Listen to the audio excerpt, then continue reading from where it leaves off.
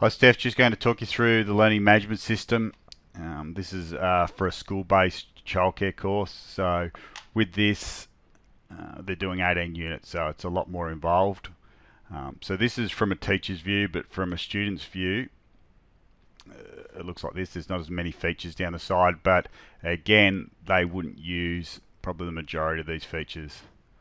So if we have a look, one of the key things is the assessments. So they have all their assessments written down the side here. So what we do is probably 2/3 of the assessments are stored here on the learning management system. The other third are in placement books because it's too hard for them to work the learning management system when they're on placement. So they get a placement log with some projects and some reflection activities in it. So if I click on the written questions, this has been completed by the student, but it kind of looks like this. What is the purpose of the Education and Care Services National Law? Since this course was run, we've actually probably changed half the questions to be self-correct.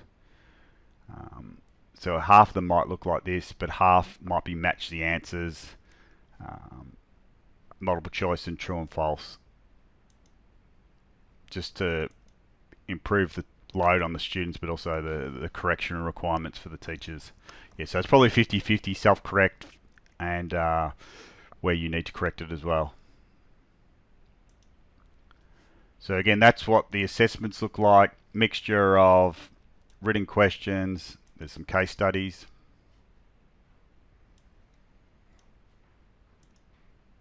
Where they have to read it, then provide a response. Again, there's some assignments and observations, but they are more in the placement book, which I can send you a copy of one of those. For the school-based program, because they come in once a week for like 35 weeks, we have sessions set up.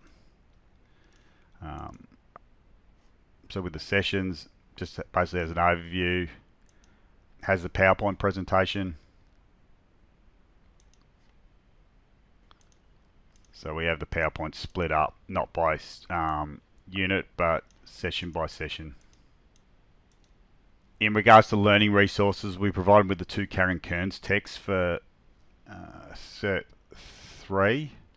Depending upon the units, one of them might relate to the units involved, so it might just be one textbook. We were previously having them as ebooks, but it just doesn't work as well. So we've found it's better to provide them with the actual physical textbooks.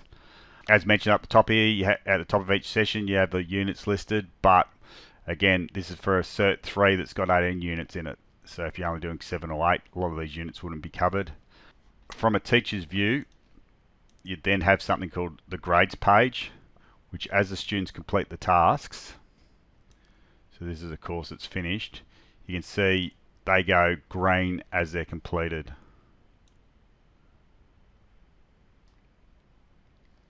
So this is, for example, some students that pulled out before they started, or this is a student who didn't complete.